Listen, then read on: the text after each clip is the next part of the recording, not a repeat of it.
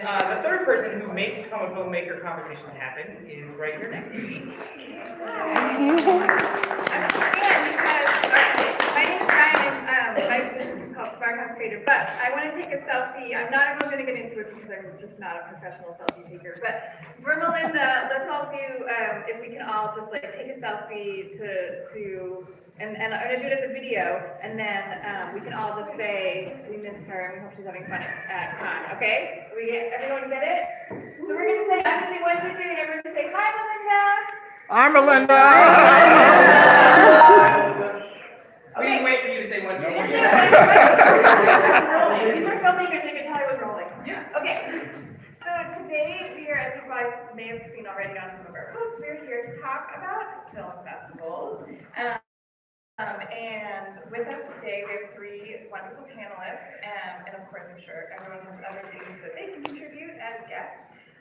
So I introduce our filmmakers, and then Paul will introduce our resident programmer. So with us today, we have Dan Gildart. Daniel, from your bio. Let me get it. You guys don't know the bio, so you're good. Okay.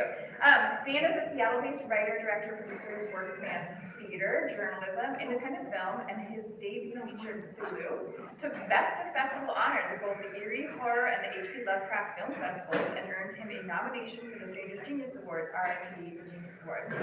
In 2021, The Paper Tigers, a kung fu comedy Dan produced over a 5-year period, arrived at critical acclaim. Some of you may recognize the title. It has 98% fresh on Rotten Tomatoes.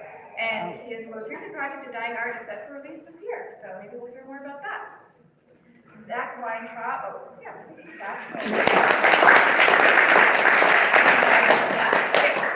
Zach Weintraub is a DIY filmmaker from Olympia. His first feature-length film is called Bummer Summer, and cumulatively, his films have screened at festivals in more than a dozen countries, including Locarno, AFI, BAFICI, I don't know how to say that one. Bafisi, it's all caps, so, okay. And the Biennale. Assets and Liabilities is his 5th feature-length film, and it plays tomorrow at the Seattle International Film Festival. And our final panelist, MGL, is a filmmaker and festival programmer with a passion for changing hearts and minds by building community through film. Their missions in life include closing the arts access gap in underserved communities, promoting media literacy, and elevating films created for and by young people. Thank you to all of our panelists, especially MGL, because it's the one I introduced, but thank you to all of you for being here tonight. So we have some questions that we're going to ask of our panelists, and then we're going to open it up for all of you. But there's a couple things I want to point out before we even do that. You may have noticed that there are some QR codes up near the place where you grab your name tags. If this is your first time here for Tacoma Filmmaker Conversations, or if you have been here to every single one we've done so far, we would love it if you would scan that QR code, because that is the best way that you can let us know what you would like to see from these Tacoma Filmmaker Conversations events. We've been doing these since November, and frankly, we are still figuring out what this is and how these can serve the film community here in Tacoma, so please scan that. And there's a box you can check on that to make sure that you're added to our email list, so that whenever we find out about things that may be of interest to local filmmakers or want to tell you about these, you'll be on that as well. So I will probably say this again at the end, but please scan that QR code and take that survey and let us know what you thought of tonight's event. Great.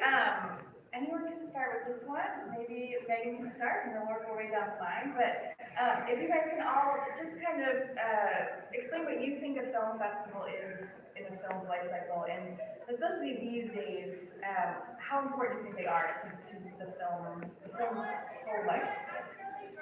Yeah, film festivals are pretty much my whole life at this point, so I'm going to say they're important. But I think, like, if you're going to a film festival because you're like, here's my feature, I'm going to get distribution, like, I'm going to meet the right person, shake hands, and sell this film for, like, a cool million, that's probably not, those days have passed. But I think the real benefit of film festivals is being in the community of other filmmakers and film programmers, and sort of understanding the ecosystem and meeting folks that might be the folks you work on your next project with. I find that, like I'm working on my own doc now, and I wouldn't be if I hadn't like attended a bunch of doc film festivals as a programmer, met doc filmmakers, and like been mentored and given help. You know what I mean? Like, I think that a lot of it is like about, yeah, building community and sort of, you start running into the same people, and they're like, oh, I know a guy who's totally doing the same thing you're doing. So I think the life cycle of your film, it's like your first film ever, like, yeah, get into a festival. Like, start local. Maybe don't send your first film to Telluride or Sundance or Tribeca, unless it stars Denzel Washington or something. So I think, yeah, as long as you kind of do your research, we were just talking about the film festival Reddit is a great place to sort of kind of pitch the vibe of your film and just kind of find the right festival for you and the right audience for the kind of stuff you're making is like super essential, because that's how you're gonna get jobs. And like, what a great baby. Right. Yeah. What is a film festival, man? Okay, I guess it could be any number of things, so I'll just speak totally personally. I guess like in the broader sense, I feel like it's an event that like brings movies to a community that like they're not going to see necessarily. I've seen it, that's probably like the most like beautiful iteration of a film festival that I've seen. And then personally as like a filmmaker, like it's kind of like an opportunity to have your movie seen like in the best possible way that maybe it will never be seen again. Mm-hmm. Like, yeah, I mean, which is a theatrical presentation, to be clear. And that's a special thing to get to have. Not all movies get to just be seen in a theater in the right way, if that's what you think the right way is for your movie. But yeah, and then also making friends as a filmmaker. I mean, like I've cast roles out of film festivals, like worked with people out of film festivals. It's just like this like friend incubator where you just like make the best friends you've ever had like in a day, and then you'll, I mean, often like keep in touch with those people and the relationships that you'll keep forever. Because they're great, not because they're like transactional and like you benefit, but like you do benefit, but like It's like they're all friends. of the weirdest people, like, it's like all of the weirdest people in the same place who like love the same things in a similar way. Like, Yeah. filmmaking can feel lonely sometimes when you're just like chugging along with your film, but then there's like, here's 20 other people doing the same thing that can help you. Yeah, You yeah. know, you'll get ahead, you'll pull somebody up with you, and then they'll get ahead and they'll pull you back up, if you're doing it right. Yeah. And I guess the last thing I would say is that it's just a great, I mean, if you do plan to like keep pushing your movie on people, it's just a good opportunity to like capture, what's the right way to say this? Like capture reactions, I guess. Like you get a little activity on Letterboxd. Yeah. You know, get like some articles in some publications so that when it comes time to be like, hey world, like watch this movie, there's like some receipts in terms of like, hey, some other people actually did watch it before and they thought it was okay. Because obviously that's just a way better position to be in, to say, hey, watch my movie, versus like, yeah, no one's seen it, but like, no one's reacting. You know. I mean, when we think about seeing a movie, we're looking in those places too. So, a film festival is a good opportunity to get that kind of like press and coverage that could potentially help if you want to make more people see it. Yeah. Yeah, definitely. I want to second all of that, but yeah, I guess it really, I mean, film festivals are awesome, and it really depends on, and what they can bring you really depends on where you're at in the process of everything. I think that one thing I wish I would have done more of is gone to more festivals before I started bringing my film to festivals, and I would encourage that if you're in the process of getting ready to make a film. So you can go as a fan, but also as a filmmaker, you should be kind of what you guys are talking about as far as networking and building your posse. It's like really finding like-minded people at these festivals to help you do what you're doing. And then there's different kind of festivals, and I'm sure we'll get into this a little bit more, depending on what kind of film you're making, and the difference between shorts and features. Shorts, when I make shorts, oftentimes I film in festivals where I just want to meet people at that particular festival, and features can be also meeting those people, but also could be sales could be involved. You could be looking for a distributor or sales. So there's different reasons to go, but ultimately, it really is about like who you're trying to become as a filmmaker, who you want to surround yourself with, and have that intention. And when you're talking about meeting people at these festivals, I know networking is usually a dirty word, but I had a mind change, mind reset of really looking at it as finding your friends, and looking at it that way. So networking really is like building your friend base and people that you want to come up with. We call it besties. That's you. These people get it, they're here, they understand finding their besties. We'll start with you again and we'll go the other direction this time, but say more about, I guess more of like the reality check, or like what should people know when they start submitting to festivals? Like what do you wish you know, or what should people just keep in mind? Well, I think the main thing to keep in mind is just be completely intentional with everything. And it's being intentional from the early stage of what you're trying to create as a filmmaker, what you're trying to put out in the world, like why you're trying to put out in the world, and then just being super intentional with building what that looks like to the rest of the world. With all your marketing things that you're doing, like your fonts, your posters, your everything that you're doing, and then being super intentional, like which festivals you're approaching, like learning what the cycle is with festivals, knowing what maybe a couple of your beach festivals are, like learning what the niche festivals are as far as if you're doing shorts or docs or whatever, knowing what all those top festivals are, and just being very intentional, and maybe talking to someone like you that is good at strategy and can help you plan out like what it looks like approaching these festivals. Yeah, I would say that we always warn people like to have a budget set that they're comfortable paying with, because once you start getting onto all these film freeway and all these different places, you'll be getting sent prompts all the time, and it'll be super tempting to be like, just another $50 here. It's kind of like going to the casino. So just be like, I have this budget, and when I've gone through it, I'm done. Or only submit to the ones you can go to, the ones that you could win an award at, or something like that. But you will start being marketed to as a consumer of film festivals. Yeah, no, so that note, because I do a lot of producing, is that the marketing budget is usually the first part that gets cut. It's like, okay, let's get the film made, and then once it's made, we'll come back and get the marketing budget. But it's really good to know what those numbers look like and what size festivals you're probably going to want to approach, and just having that money, even just for the application fees, set aside. Yeah, I hard second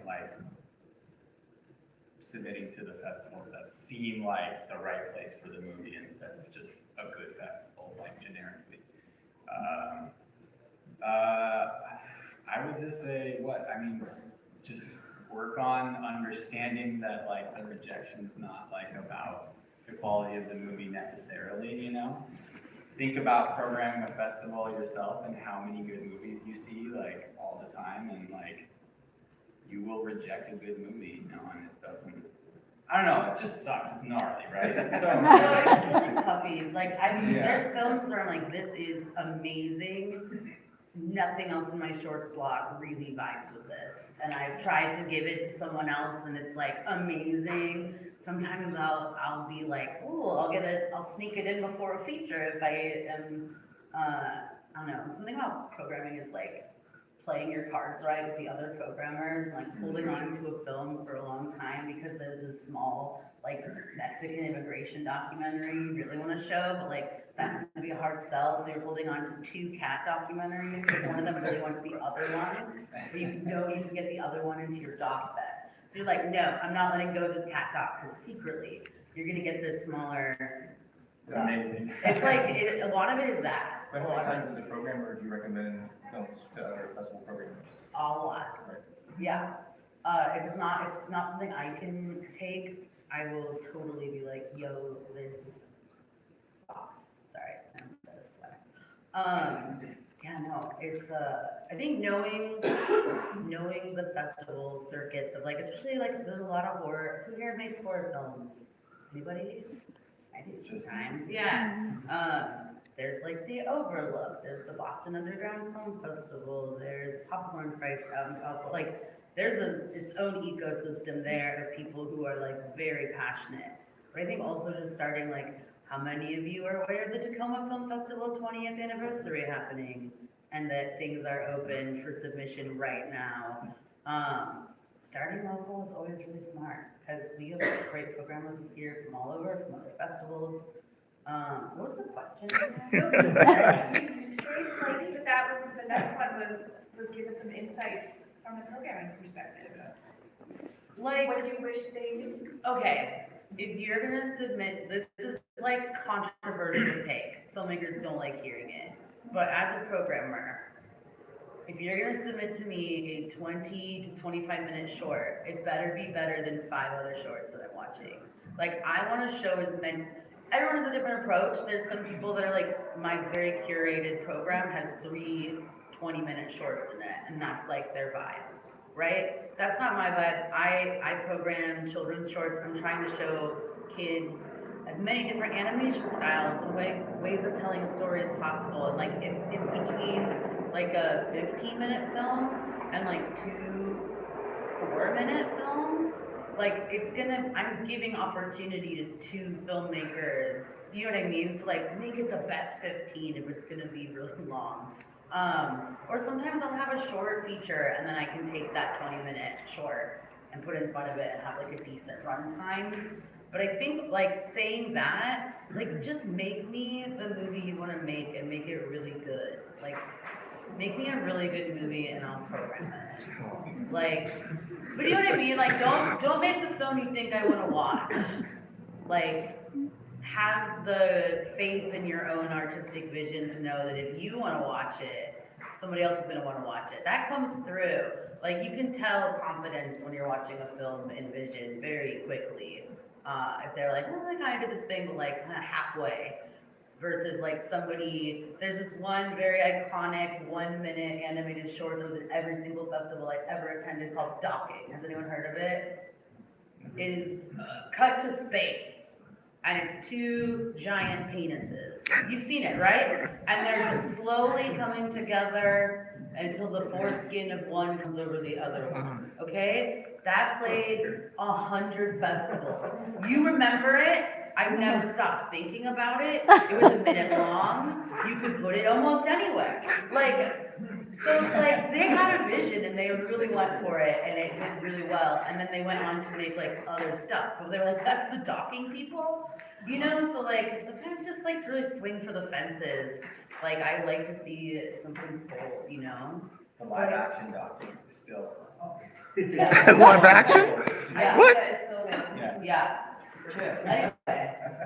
Do you guys have anything about programming you've gotten feedback from programmers that was useful or insightful? I kind of really want to counterpoint that. I mean, you already said make the film that you want to make, but if you like have a 25-minute film or even the concept of a 25-minute film and you like preemptively like censor it because it's not a good idea for film festivals, then you could end up with say a 10-minute compromise that Doesn't hit. you're not happy about and you get rejected from film festivals. So like just make exactly what you want, and if it doesn't get in, it's like that's why, and that's a perfectly valid reason, right? It's like, oh well, it wasn't better than these 4 other short films. But it's like, whatever, you know? You weren't gonna like make money or anything. Like. Yeah, don't think you're gonna like sell it, like kind of what you were saying earlier, like when you're submitting and you're like, if you got a feature, go somewhere with a market, right? Like where you could potentially sell it, meet distributors. If it's a short, like don't expect to make money from it, for sure. But also like, I know someone right now who is at Con with her in progress documentary that is 35 minutes long. And she wants to expand it to a feature. This is the first act of it, but it works as a full thing. She knows she's not gonna get into like a ton of festivals with it. But like Con still invited her to the market to like be a fellow because her vision is so cool and strong. that they're like, there's something here, 35 minutes could be broadcast in the European market, like there's, you know what I mean? So it's just like, she's not gonna be submitting to like a bunch of shorts festivals because she knows that that's not the ministry. But if she does like, you know, it's an indigenous film, so she's programming to like, you know, Imagine Native or Maoriland or doc stuff like Camden, where they can put to compare, contrast, longer docs, then yeah. But if someone had told her to cut that into 10 minutes, it really was not, it wouldn't like be as good. I know. And of course, we're not talking about alternate, there's other ways, there's other life beyond festivals, which is beyond today, just so we keep things in scope. But if you make the pretty all is not lost, festivals is not the only answer, but anyway, yeah. Oh, yeah, no, I was gonna totally agree with that. You should stick to your vision as a filmmaker, make what you want to make, but then I would also ask you, how many films have you seen that were shorter than you should have? Like, that's an overwhelming feedback from almost every short that anybody's seen ever, that it's too long. So, so I would keep that in mind as you're honing Get your someone else vision. to watch it. Get someone brutal to watch it. Like my husband loves slicing and dicing. He's like a PBS guy who works there. But someone will send him a doc that's 2 hours, and he'll be like, "Can I just play with it?" And they'll be like, "Yeah." And he'll send you back like the tightest hour and 15. Or it's like he's like, the salient pieces are here.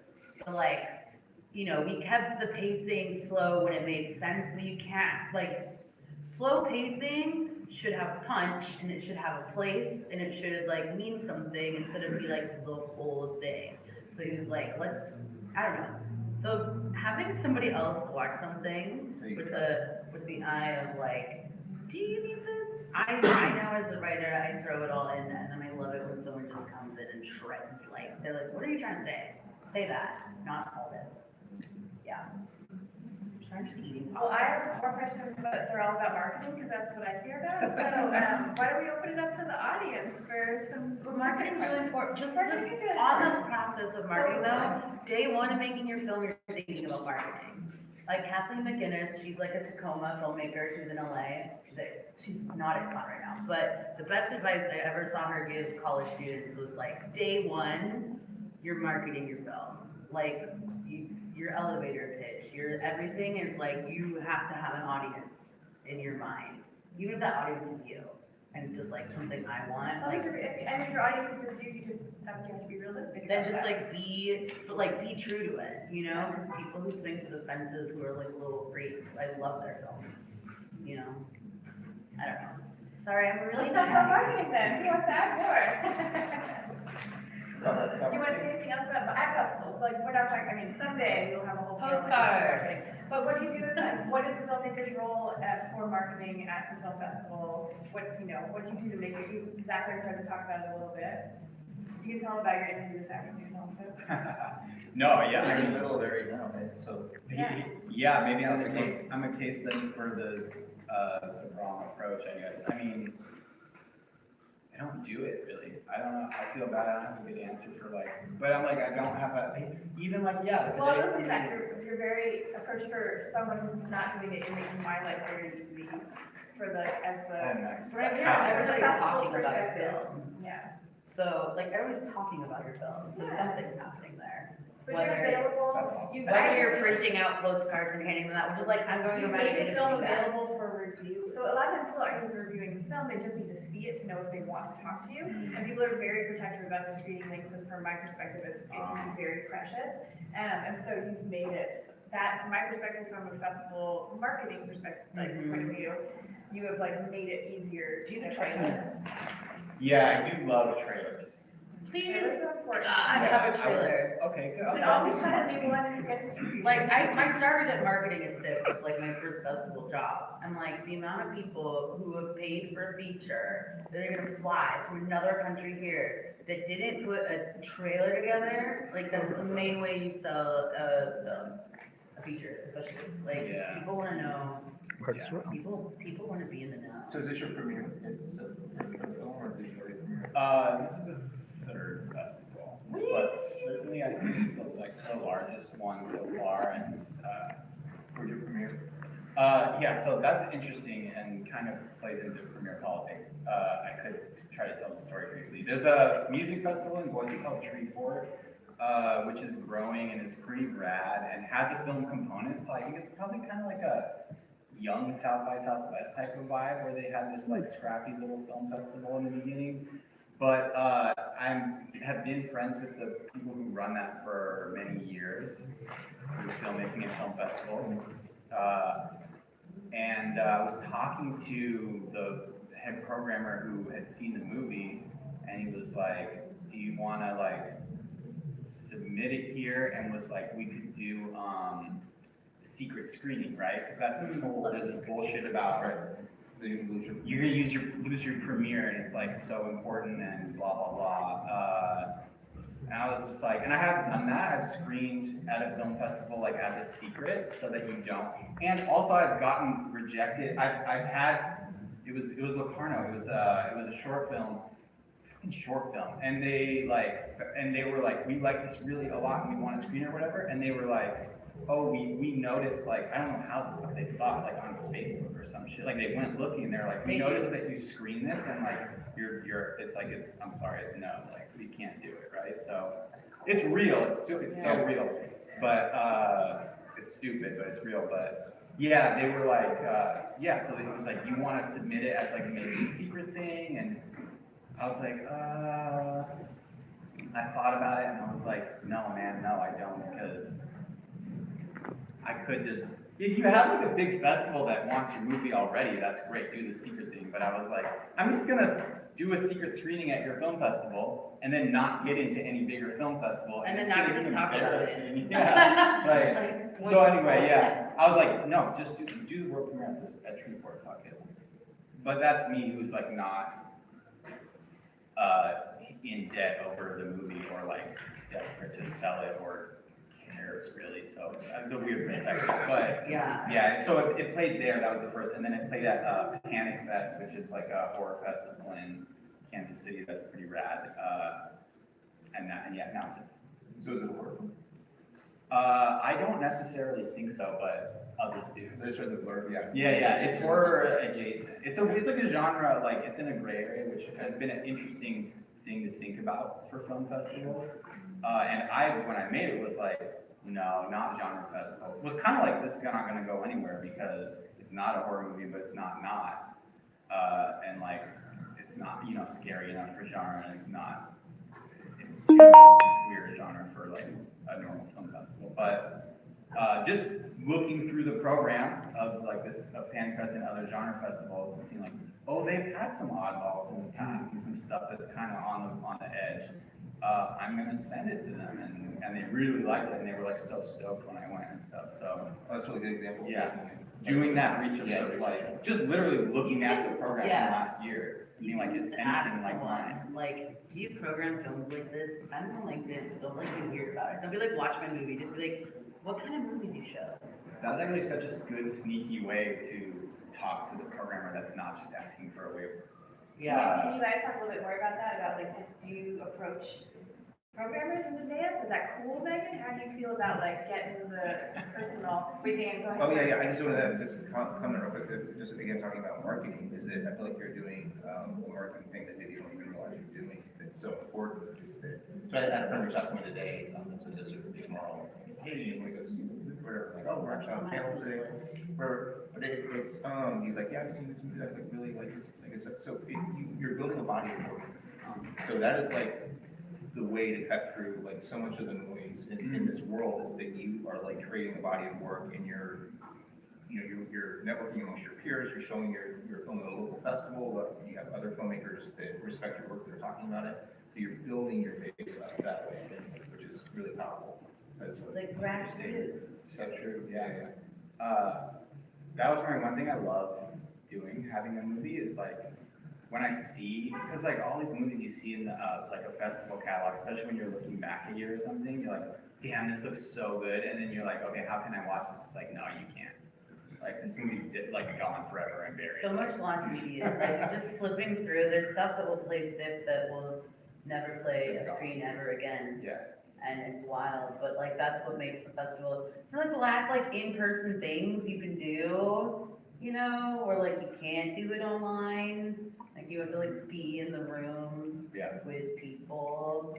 So do you feel like there'll be a resurgence because we're getting to, I know a lot of people are going to festivals, like young kids are going to music concerts, they do live concerts and things where they are like in the same places. There's so few things like that anymore. Do you feel like film festivals might have a resurgence? I think the film festivals need to really do some soul searching about what being relevant to the future generations and next generations of folks are. I think there's like, to some people and a lot of like the big festivals, there's sort of like, unless you're just in the mix and love film, they can seem pretty fancy and like a little, I don't know, not as like, DIY or like, as they kind of actually are, like less, opening night at SIP, I couldn't hear it, so I left, and then I saw Boots Riley, and I was like, sorry Boots, love you, can't, it's too loud in here. Then I had like the best, I went with a bunch of filmmakers who also had to leave. We went to like La Llorona on 4th, and we got tostadas, and we like met the guy that owns the bar, and he kept bringing us more tostadas, and we're all just talking about our lives and their festival runs, and I was like, my friend turned to me, he was like, this is like the film festival experience. It's not actually like the fancy event. It's like what happens in the alleyway when you're like chain smoking between midnighters. And like my bestie is producing my next film. Like I had met her once at Big Sky and we sort of kept in touch. And then like I remember coming out, I was staying, you could actually rent apartments in the movie theater in Montana. So I was staying there. I opened the door and she was just out there. And like, now we're going to Imaginative together. It was just like, she was like, bestie, it's been 2 years. And like, now she programs at all the same places I program. Like, we've got each other jobs. We have mutual friends, we've gotten jobs. Like, I don't know, it's kind of like, just have a good time. Go see shit and talk about it with people afterwards, and you'll find someone you connect with. I was gonna say, like, different festivals though, like, foster that. Big Sky's very good at that. They are very much like every restaurant has like a deal for the people there. It's February in Montana, so like everyone there is there to watch movies, pretty much. Like it's not like Some festivals will make sure they get the filmmakers together. Yes, we have a party every night at Big Sky, and it's like a party at like a bike shop with a chili feed, and it's like they have like it's just like an experience, an event. I think they're doing a great job bringing young people in because it's really rooted in like authentic community. I think there's other festivals I've worked with that haven't done that, but I used to work for the Seattle Transgender Film Festival, and like that would be an experience where we were at Bay City's library, and a mom came up to me and was like, hey, this is my kid, they don't want me to attend this party, they're 16, we were doing all sober events, because like the curriculum doesn't want to meet for sober events, and she was just like, they don't know any other trans people, but like they really want to come to this party. And I was like, okay, bet. And so I have this thing where I would bring my dog, and so I was like, you get to hold my dog this whole party. So like set them up in this corner with the dog, and I was like, this is the dog's name, you can make up any facts about this dog. And then I like walked away, and then this kid had like 10 friends like come up and be like, tell me about this dog, and they were like, oh, it's from Spain, you know, and like exchanged phone numbers, and the mom came back, she was waiting across the street in a coffee shop, and she was like, oh my gosh, like, they have phone numbers of other trans kids now, like, they have friends. That's like what a film festival can be, you know, and that was like an all ages event, but like, they were meeting other young folks, and so, that's like probably my favorite festival memories, to be honest, but, yeah. So, at this time, we want to open it up to the floor. If you have any questions for the whole panel or specifics, yeah. Actually, for MGL, you kind of half answered it. It was talking about something you said earlier about, you know, the way you need to approach a film festival, and how, you know, the days of using it as, you know, a way of launching your career is kind of gone, except in the sense of, you know, networking, meeting people, It's like finding launching your community. community. Yeah, which I happen to be for.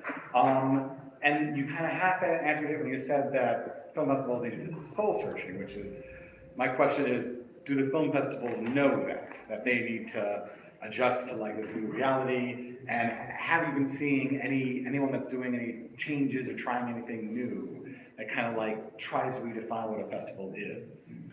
Yeah, I've been to a lot of different, I think like, for me, I found just like in the work that I've done in the education space, I end up at a lot of like affinity festivals. So like festivals for indigenous filmmakers, or like festivals for Black filmmakers, or like festivals. So like I think in some ways being really intentional about creating these smaller festivals is like a great launching pad for getting people into the system, and like being able to take the confidence they get from there to like larger festivals. But like, I don't know, like Sundance is moving to Colorado. I'm very excited to see like what that's gonna look like. Because they kind of have the opportunity to make it look like whatever they want. Coming out of the pandemic though, I think it's just hard because cinema going experiences, like people are not going to the movies the same way. Obviously, everybody's streaming like crazy. Streamers want to lowball you for your film, or like get exclusive rights, or like take advantage of the fact that like you don't know what you're doing and you have to doc. And I mean, even PBS will do that. Sorry, PBS. They'll be like, I'll give you 20K for this doc, and I'm gonna cut it down to 52 minutes, and I'm gonna have exclusive streaming rights for 5 years. And so then it's like, okay, cool, I sold my film, but I actually sold like my ability to ever screen it in a community screening. So I don't know, I think, I don't know, I hope that to be a part of the change I wish to see in the festival world, yeah, it's tough. I think people are having those conversations, and I think the average like random film attendee demographic skews like baby boomer, like Gen X, and so especially like at a place like SIF. So like how are we, programming to make sure our audience, and like our audience will stay old, because old people keep coming, like old people are forever and they're my favorite people. Like I'm so excited to be like old, and just like watch movies and have opinions. But yeah, young people, they have a lot of options, and selling film festivals is something that's kind of tough, I think. Tough proposition, but more people, people seize the means of production though, right? Like everybody can make a movie now. Like everybody can make a movie on an iPhone. I programmed films made on an iPhone. Like anybody can do it, and I think that's also good. Like I think what next needs to happen is we just seize the means of festival programming. And like we're kind of doing that at the Tacoma Film Festival, like all the programmers that are experienced compared up with people who are like very interested but new. So we can like teach more people about curation so that more people can do it, so you have more perspectives. Like I'm always the only Latina on a team, always. So it's really, that gets old. Cause then they're like, there's a Latina in this film, can you watch it? And I'm like, we're people. But yeah, I saw a hand, yeah. Okay, so I have a question. So you're saying that younger people, like my son is, he's gonna be not quite 17, but he was writing a script with his friends from elementary school, now they're in high school. And he said, Dad, like, I need a camera. So they rented a camera or something. And I'm not gonna give it away, but they filmed it here in Tacoma. I don't know where they filmed the train tracks. So I want to say thank you for doing this, because I'm gonna start coming here just to like plant the seed, because I wasn't good in acting classes, but because I was always told this and that, but that's my personal story in college. But he was really good with ad lib, him and his friends, but they had scripts, and it was only like 6 or 7 minutes, but I was astounded what. He submitted to the Tacoma Film Festival, so maybe I'll watch it. Okay. And the But, great I thing wanna is, thank you, summer 'cause, camps, if he wants to do something more, like, have a whole week to practice and find other folks to play with. Yeah, his friends, like, I dropped them off at the house, and they were like, hey, they kind of were just being teenage boys, and it was just like, I was dumbfounded, and then like, his mom said, hey, did you see his video? And I said, what were you talking about? So, yeah, I wanted to thank you for putting this on for free, because like, it's the access, art access, and it's exciting. I've never been in a film festival discussion or Well, I hope to see you all at TFF in October. Yeah. It's our 20th year, it's gonna be a banger. Thanks for being here. I know we have a question in the back, and then we'll hit this one right up here, so we'll go. Hi, my name is Jill Dorado. I do 2D animation. Submit to CSLA. I think it's very interesting, a lot of the topics that you guys are talking about, but specifically the marketability. I think it's so important when we're making a film, especially in 2D animation, we invest a lot of time, a lot of money. So before we even can get there, we have to do a lot of that pre-work to make sure that it's worth our investment. My question for the panel is, what does it look like to you with your individual projects balancing the importance of, yes, it needs to be marketable to the film festival, but also, it's a completely different environment when we're marketing it to, people that we want to watch it outside of the film festival. So there's that balance between that sort of creative expression, we want to do something different, something that stands out, but we also want to have this be something fun that the people that our target consumer, our target audience will enjoy watching.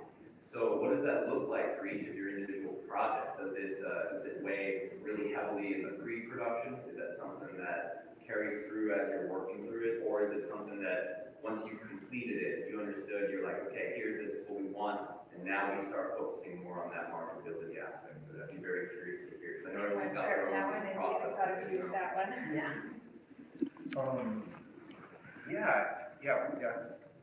That's a really good question, big question. So ultimately it is, and I strongly feel like it is the universal through the personal story. Like I know we're talking, it's been brought up that you should start marketing from day one, but I guess my take on it is that you are telling the story that you need to tell, and that, so I guess I back into it, maybe that's not always the best idea. I haven't always sold my stuff probably the way it could have been sold, but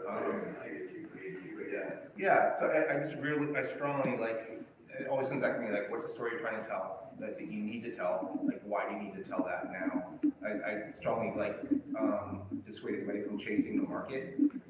Like, don't worry about what's popular now and trying to follow that, because it's gonna be different by the time you're done with whatever you're doing. 2D is tough, because it is so much time put in. Like I was saying before, like with my shorts, like I have never tried to monetize a short. I don't know what that would look like. And as far as the features that I've tried to get out there, it's been a range. There's been so right now, I was really super curious about this panel, because I have two films that are finishing this year. One that just came out of post, and one that's finishing up post. And these are questions that we're like asking, how we're going to market these things. And thank you, and which film festivals we're going to get into. So so when you're talking about the 2D, is it short form, or are you trying sorry, I didn't mean to internalize it only to 2D, I was just saying that's what I do. No, we're interested in your film, that's why. What's that, say that one more time? We're interested in your film? Oh, thank you very much. It's a lot of fun, it's a lot of work, but I'm sure, we all in this room understand it takes a lot of work it's the miracle of getting something done, and all the moving pieces for it to happen. So I think it's really interesting just kind of seeing the hindsight of how that happened, and I would 100% agree. It's like, you can chase the market's going to change, but I think chasing the good story, that's the true market of it, because a good story is going to sell no matter what, So understanding that element to it and letting that carry through, I think we can all speak to that. That's the difference between a good film that's going to knock it out of the park and one that's just like, hey, this looks cool vibe, but doesn't have that message, that heart to it. Yeah, and authenticity is marketable. Like, if it feels really authentic, like, that is kind of day one marketing of just like, here's the story and why I'm the one telling it. It's so complicated, because it's like everyone has a different path, and like, as far as when we talk about marketing, it's like each project is kind of its own thing, and like it has a different life in marketing. Super curious to come back to you, especially to talk about how many projects you fostered and marketed and what those look like. I've had a couple sales. So I've gone through the film festival circuit specifically for sales, in that way, and I kind of like just to go and make friends. So it's really depending on what you're trying to do. I said we could go here next, and then we'll. Yeah, thank you. Yeah, make your stuff, man. Submit to Sea Slug Animation Film Festival. It's in Seattle. They're in their third year and they're doing really well. The person who's the programmer Is also for the the grant grant programming is, here at runs Grant that Center. festival and it's awesome. Yeah. Thank you. Yeah, first just want to say, like, sometimes these film festivals, my favorite part is watching the films that the kids make, because they just approach filmmaking so much differently than us. Like, we follow these, like, rules consciously or unconsciously, but you see the little kids, just completely different perspectives, so I love watching these things. Then my question is for MGL. Film Freeway makes it incredibly easy to submit film to a film festival, so I'm sure as a programmer, you're getting flooded with film sometimes. How, like, realistically, how much time are you spending on like a 10-minute short before you can, like, All of it. and how important is that, like, opening 2 minutes? The opening 2 minutes is really important, but I would say I was trained by the great Stan Shields, who's still with us, I don't know. He's, It'd be great if you're still alive. yeah, he taught me that, 40 people worked on this and they paid money and it's your job to watch it. Right. And so if you don't watch the whole thing, you're kind of stealing from them. So like, that's not every festival's approach, but I do know that's how I was trained and how I train other people, is to give it, even if it's like ripping my fingernails out, I can mute it, but I'm not gonna like not let it play through. Right. Because a lot of hands touch that and they are giving me the opportunity to see it, sometimes the first opportunity to see it. So I find programming like kind of sacred, because you're kind of like rifling through people's dreams and deciding like what works for your dream of how this goes together. Like, at SIP we get like more than 4,000 submissions. As a shorts programmer, I prioritize submissions, so before I start soliciting from other festivals and stuff and friends, I like to go through what people have paid me to specifically watch, and we have a team of about, I think like professional programmers, there's probably like 12 of us on the shorts team, and then we have a whole mess of pre-screeners. And so pre-screeners are people who like want to get into programming or like, they're just watching stuff and they're giving their rating and they're like tagging it. So people will tag me, anything that's for kids, they'll tag me, right?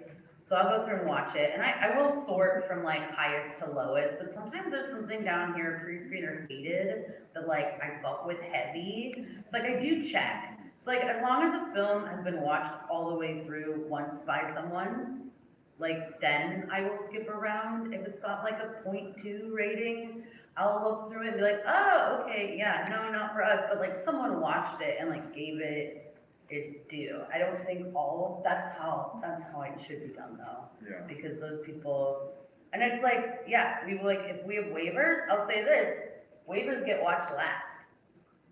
So sometimes it makes sense to pay. Unless your homie gave you the waiver because they solicited it, we prioritize the people that paid because they paid, it's like fair, right? So like sometimes you should just. I did not know that. Yeah, because like. That little gem alone was worth coming here. I mean, but like, I give waivers for local people though, like, I will watch that because we specifically have a local program or something, you know what I mean? That's not always true, but we will prioritize a paid submission because that person is like paying us to watch their stuff.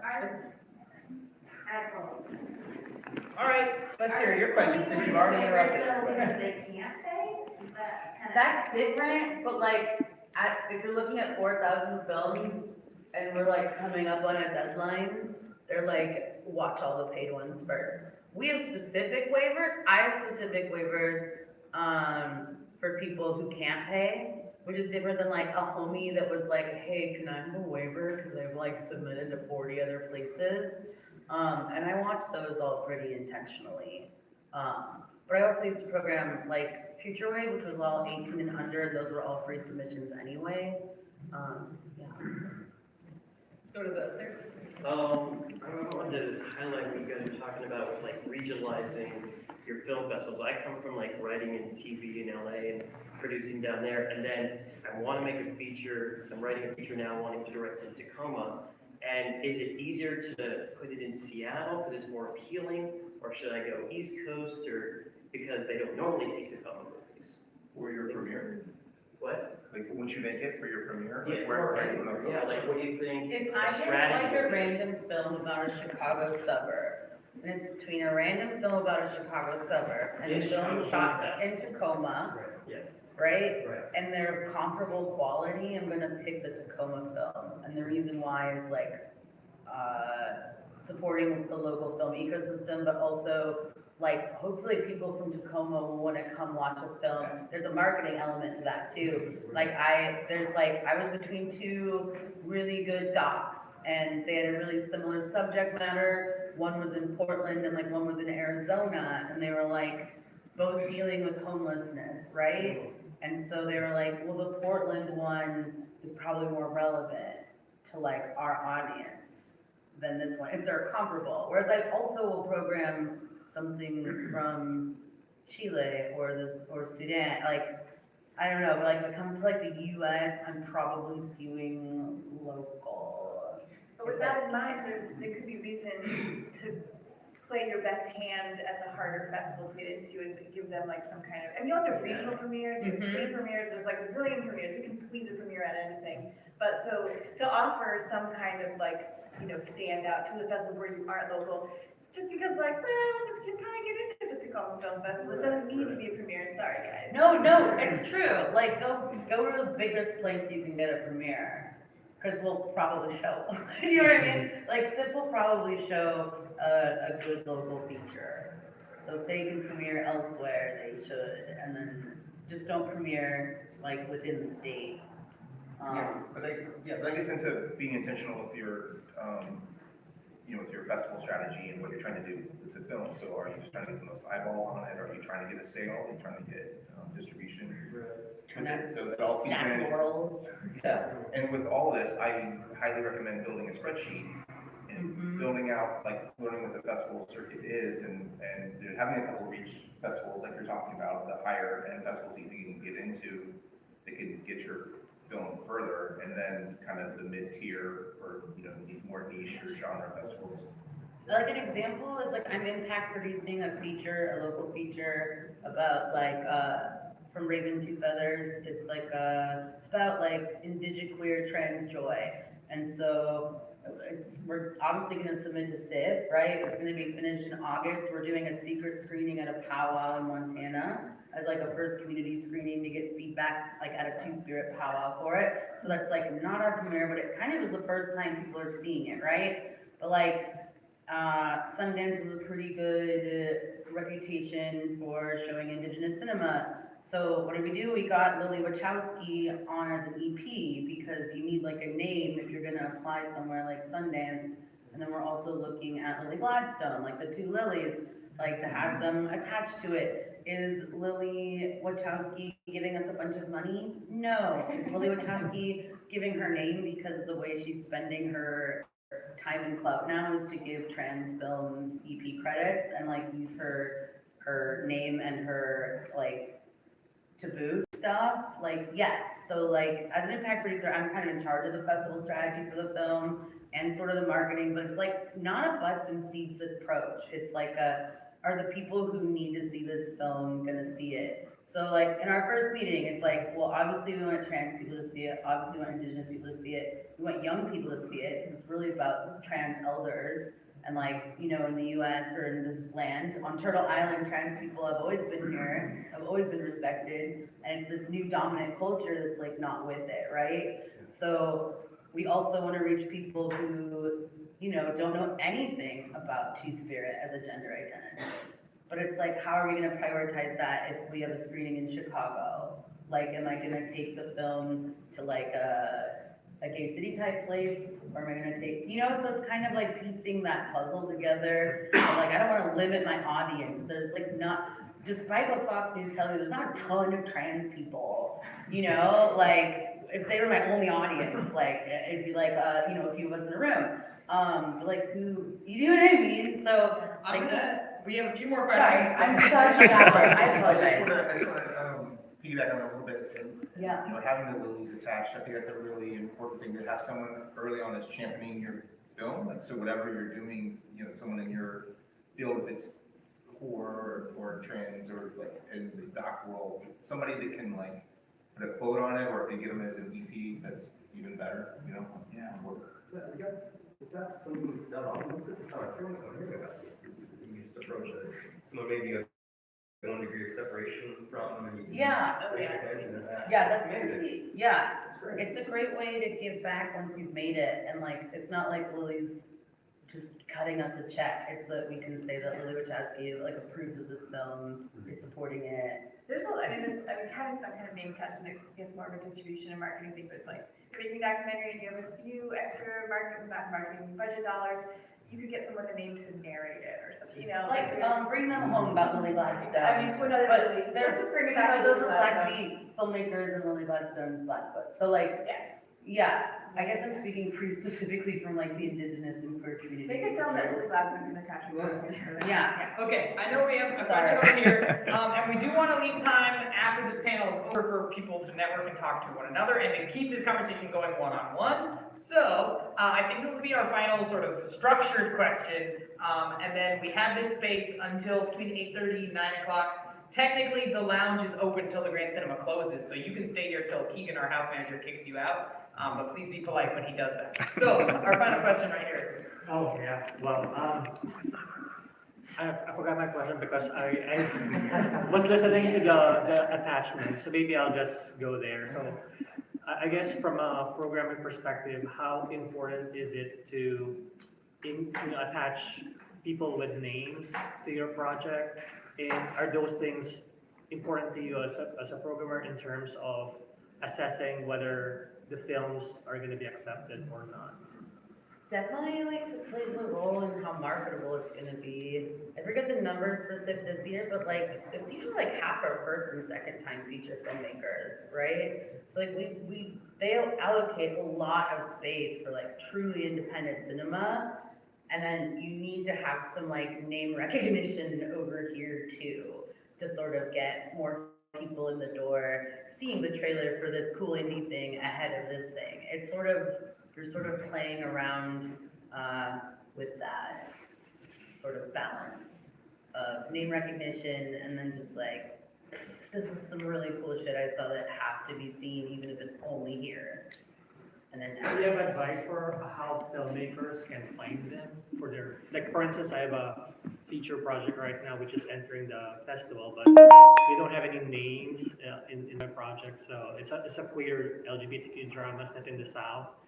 And, I've been contemplating about finding somebody to be a part of it that maybe can help us get accepted to festivals, but I just don't know how to do it, so. I would start going to stuff like Frameline in San Francisco. I would start going to queer film festivals and making friends and meeting people. Like our connection to Lily is that an impact producer that worked with our producer on something else lives a block away from her. And they like see each other while walking their dogs. And so she's like, oh, she knows I'm a filmmaker. And was like, hey, Lily. And she's like, yeah. Lily also did Again, which is like another local film that's playing at SIP that's like so popular. They added a third screening. Lily is EPing that too. So she's like searching out sort of like trans voices and putting her name behind it. So I think like finding community at queer film festivals and just like start getting in the mix. Like you can meet people who know people who can bring that kind of name recognition to something, but it's not a requirement. But it like, Raven's been working on this film for like 6 years. So I think like it was 6 years of like building to that point. Documentaries take typically way longer than narratives. Yeah. I had the same deal. So, one thing that I'm realizing now when you asked that I started saying this earlier and then I don't know what happened, but, you have a finished movie, and this is maybe not even for getting attached per se, but just seeing festivals, going through old catalogs and stuff, and you see stuff that's this seems really interesting to me, genuinely, and I want to see it. Find the person and be like, hey, let's trade. I want to see your movie, and here's mine. you know? And I do that all the time just to see movies that I know I can't see any other way. It's really like having your own movies, like this golden ticket to be like, I'll trade you, you know, like, and people are usually really open to that. And you'll find somebody that, you know, is like, damn, that was awesome. Like, let's talk on the phone or something, you know? And then like, you'd be like, hey, well, where did you play? How did that work? What was your process? Like, who'd you hit up? Like, and all that. I think the link is like very powerful. And it's nice that you don't actually have to, even though traveling to film festivals and like participating in person is great, but that's like, when it's not realistic, it's like, just having the link is like really awesome. And it's just a good way to see movies. Yeah, people are like pretty cool usually about moving, like, I think it's because I'm a programmer, but I'm just like, hey, can I see a link of that? I don't watch whatever I want. Dan, you want to give us the last word? Yeah, Make it insightful, make it deeper. make your movies. I mean, I have a lot more to say about all this stuff when we talk about it, when we network, like as far as like, you know, what to do at parties, you know, how to behave at parties, at film festivals, is one topic. Well, then you got a whole panel. Yeah, he did have a whole panel about that. No, just kind of stepping back to the marketing thing, just something that I was thinking about is just how important it is to hone the message about your film. So in part of the marketing, usually, oftentimes you build 3 synopses, multiple synopses. Is it synopses? It's got it. And so you have to practice talking about your film, and you usually learn, you know, practice talking about your film when you're talking to investors or trying to get other people involved. But as you're building out your marketing package, it's giving you opportunities to really think hard about what you've made and how to talk about it.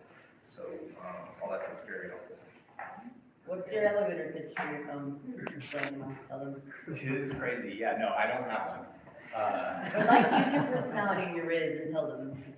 Yeah, my movie's called Assets and Liabilities. It's about a stressed out, tired dad whose family goes out of town for the weekend, and he jumps on the opportunity to live out a day as his younger self may have done, and it goes terribly wrong. All right, well, thank you to our panelists. Check out Assets and Liabilities, that's it. This is your time now. Please talk to one another, talk to our panelists.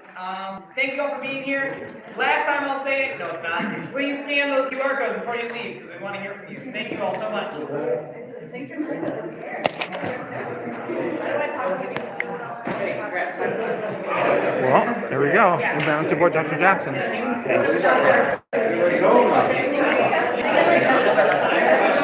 Thanks.